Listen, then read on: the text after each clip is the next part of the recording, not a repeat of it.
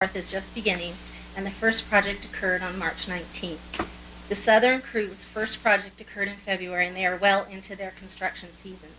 The Nevada Partners for Conservation and Development, NPCD, held an executive council meeting on March 11th. The annual funding cycle of wildlife projects for special reserve accounts funds has kicked off with the receipt of 9 fiscal year 17 Heritage Project proposals for the $688,232 in available funds. NDAL staff are also expecting quite a few duck stamp, upland game bird stamp, and habitat conservation fee proposals to be submitted this April and May for fiscal year 17 funding. Funds from these accounts will be awarded to successful projects this coming June. Construction associated with the Walker River Restoration Project at the Mason Valley WMA is scheduled for late May once runoff flows subside. This is a coordinated project with U.S. Fish and Wildlife Service and Otis Bay Ecological Consultants will be performing the work. The project is designed to restore river sinuosity and improve riparian habitat conditions. With a brief pause in field patrol seasons for the month of March, game wardens around the state are working on numerous investigations stemming from fall hunting seasons, including several aircraft-related cases in which aircraft were seen hovering or circling big game. Eastern Region wardens arrested an Arizona man in Elko on January 31st for illegal possession and take of raptors. He had 124 eagle feathers and 5 whole birds.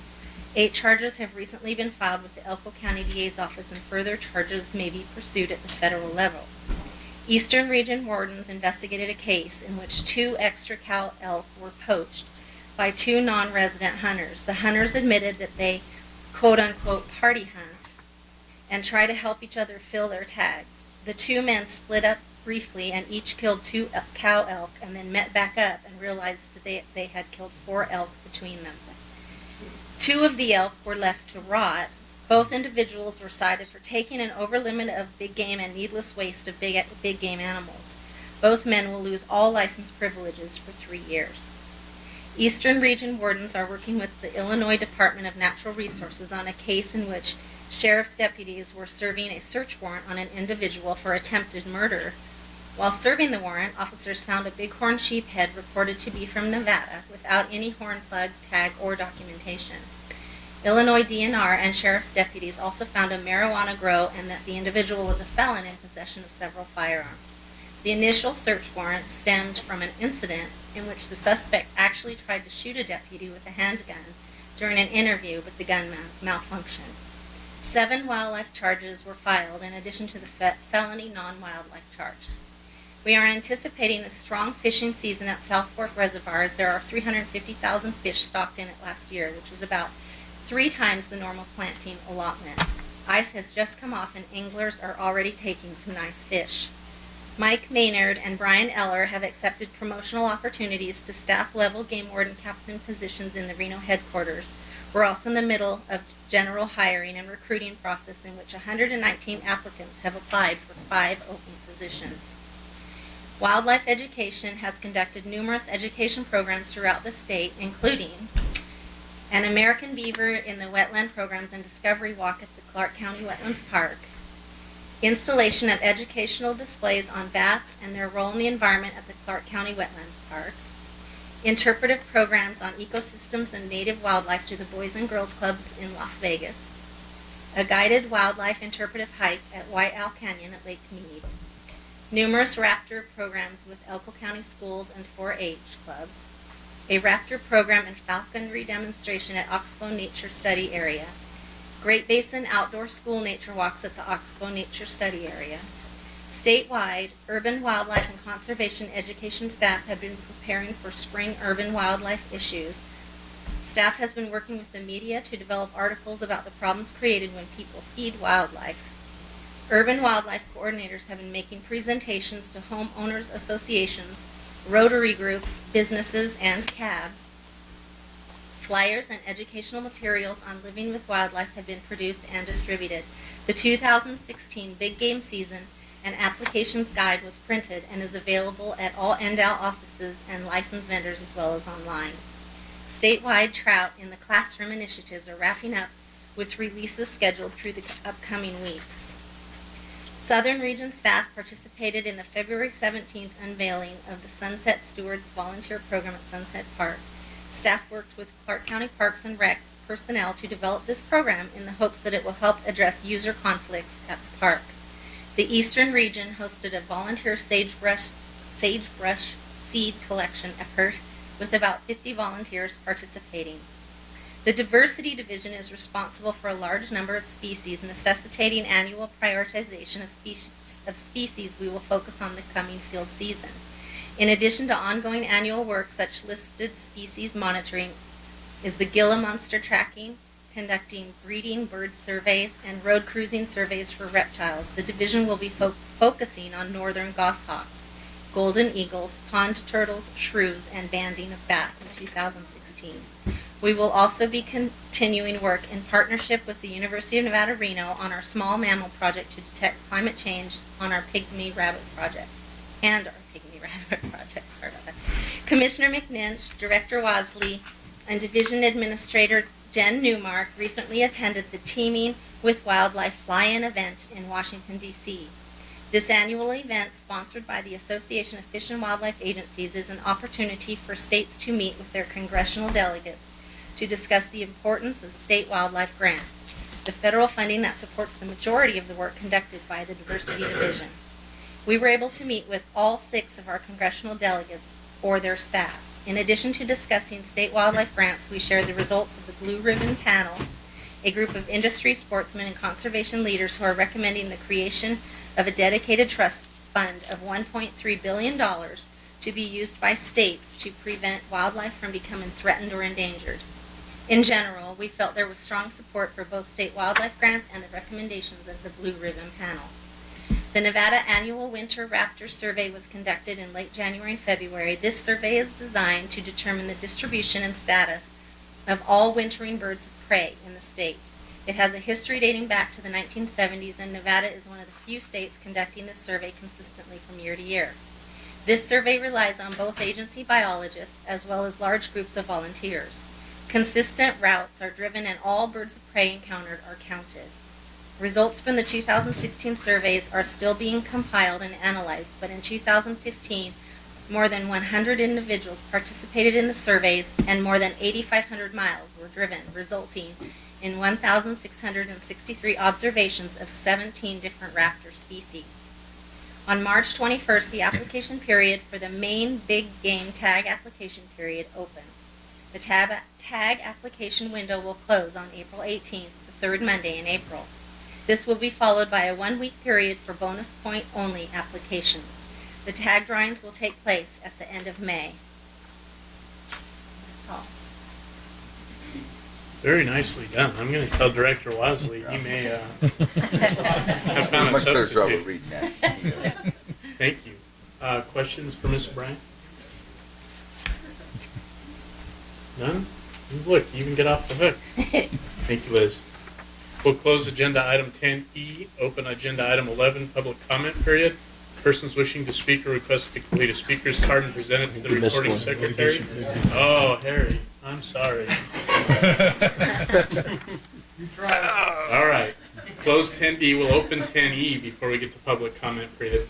This will be our litigation report. Deputy Attorney General Harry Ward, informational. Litigation report will be presented and discussed. I believe there is a written report in our packet. Mr. Ward, apologize for missing you. No, that's okay. May it please, Mr. Chairman, Commissioners, Harry Ward for the record, Deputy Attorney General. What I'd like to do is first go ahead and read number 5 because we have an additional open meeting law complaint. But I'll go ahead and read number 5 and then I'll fill you in. This is concerning an open meeting law complaint. Bobby McCullum, and for the record, MCCOLLUM versus Nevada Board of Wildlife Commissioners. This matter is an open meeting law complaint filed by Bobby McCullum against the Nevada Board of Wildlife Commissioners. Bobby McCullum, the complainant, asserts that she attended the January 29th, 2016 Nevada Board of Wildlife Commission meeting at the satellite location in Reno, Nevada. Complaint avers that she was unable to hear the discussions of agenda items 1 through 6 because of audio difficulties at the Reno location. Complainant asserts that An attempt to fix the audio volume led to quote-unquote distorted audio, which faded quote-unquote in and out, and at times was quote-unquote impossible to understand. Complaint asserts that no accommodations were offered to the Reno audience members, such as repeating the discussions of agenda items number 1 through 6. Ms. McCollum forwarded her complaint to the Nevada Attorney General's office. The Nevada Attorney General's office was notified that Nevada Board of Wildlife Commissions of Ms. McCollum's open meeting law complaint and requested a formal response to the complaint on or before February 22nd, 2016. Complaint is alleging a violation of NRS 241.01, Section 2. A formal response to the open meeting law complaint was timely filed on behalf of the board, and the Attorney General's office has not made a determination as of this date. In lieu of that, we did receive a second open meeting law complaint from Mr. Gerald Lynn, which is almost identical to that one. And when I say a formal one, we also received an informal complaint. Ms. McCollum's husband, and I hope I don't pronounce his name wrong, Allen, A-L-L-A-N, Soulingy, S-O-L-I-N-G-N-Y, sent a letter to the governor's office, basically reiterating what she said. I don't know if the Attorney General's office is going to consider it a formal complaint, but Mr. George Taylor was CC'd with that letter, and that's why I got that letter and it came to my attention. So we have 2 formal complaints and 1 informal complaint. Now, in regards to these open meeting law complaints, I can make some suggestions. Of course, you'll probably get a lot of feedback concerning this, but there's one way to eliminate these open meeting law complaints, and that's to eliminate the satellite facilities. I know you're going to try and accommodate the general public with this, but that's one way to eliminate these open meeting law complaints. Then also, there are other options, but with every option, there's a consequence. I know you've heard in public comment that we should have every meeting video conference to a satellite facility.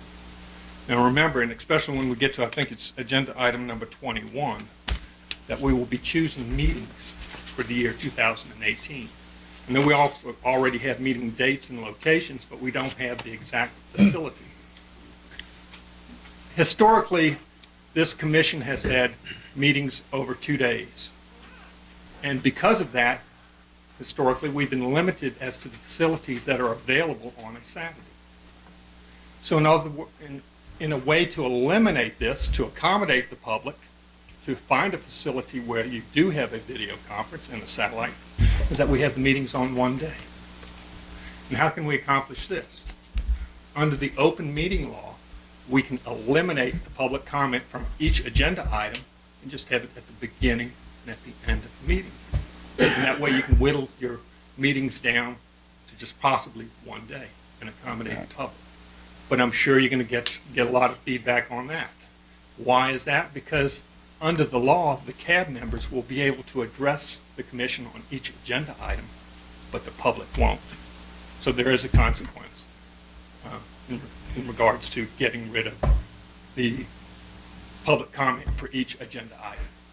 A couple of things that I'd also like to address, complaints. I've been representing this commission, be 3 years this August.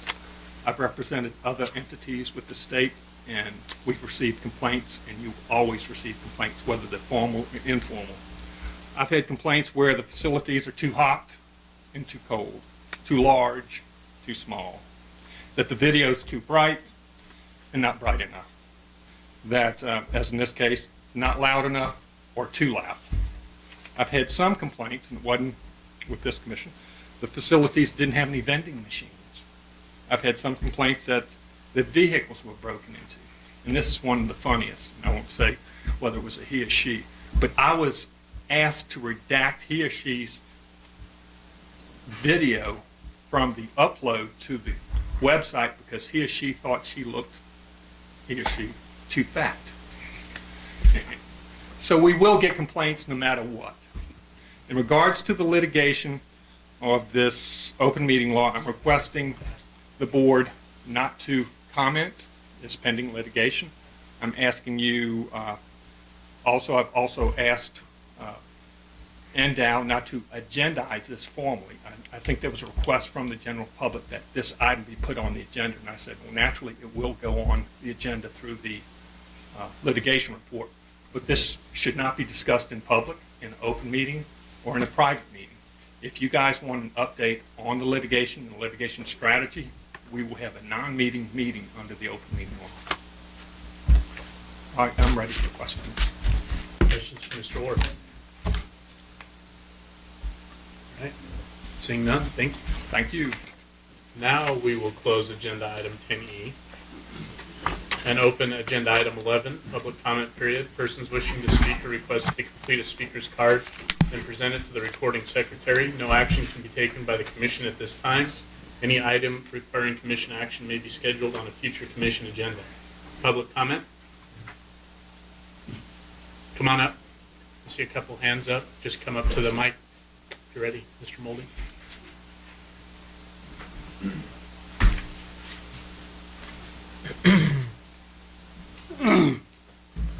Hi, Mr. Chairman, Don Mulderino, speaking for Nevada Wildlife Alliance. I hate to get into bear stuff again. My apologies, Commissioner Young, but the bear people in Tahoe are not happy again. I think Director Wozley got an earful of this a day or two ago, but I don't know that you've heard about it. NDOW got a complaint a few days ago, set a bear trap at Tahoe. Had to do with, I think, an apartment house and trash unsecured on an upper balcony. The trap caught a bear, but it was the wrong bear, according to the locals who know the bear very well. The bear had a name, it's called Mr. Bear. He's several years old, maybe a decade, very handsome, nice coat, but he wasn't the right bear. The residents informed NDOW apparently of what was the right bear, but the NDOW staff were not particularly receptive to that. Told the residents that this bear needed to be relocated because it hadn't hibernated, even though the residents knew it had and knew its hibernation location. And the bear was trucked off to the South Pine Nuts or the Sweetwaters, wherever they dumped it. And now the residents don't like it.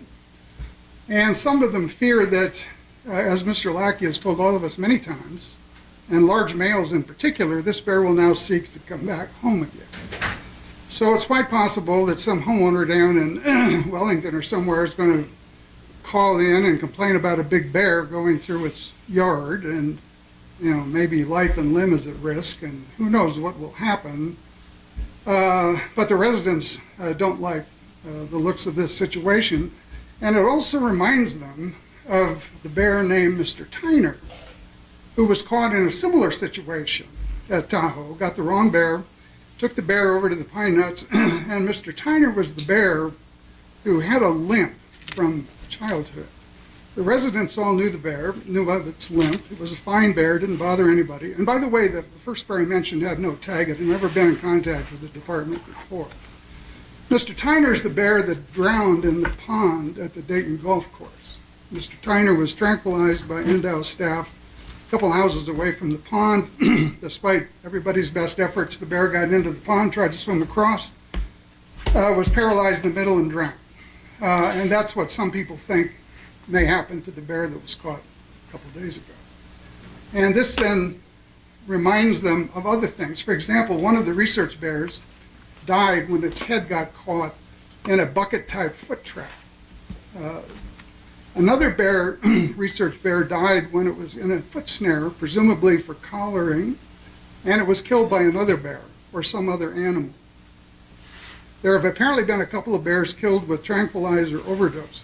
I don't have the details on that, but that's what my folks tell me. And I had the opportunity to review 3 or 4 anesthetic records from 2015, which, even though small in number, it was very clear that the department apparently has no protocol for administering the tranquilizing drug to bears. A couple of the bears got a dosage of 150 milligrams for whatever size the bear was. Another one got 800 or 1,000, twice, as I recall. So it seemed clear that, most veterinarians base drug dosage on the weight of the animal. And there's some formula for doing this. It doesn't appear that that was the case, at least with these 3 or 4 records that I looked at.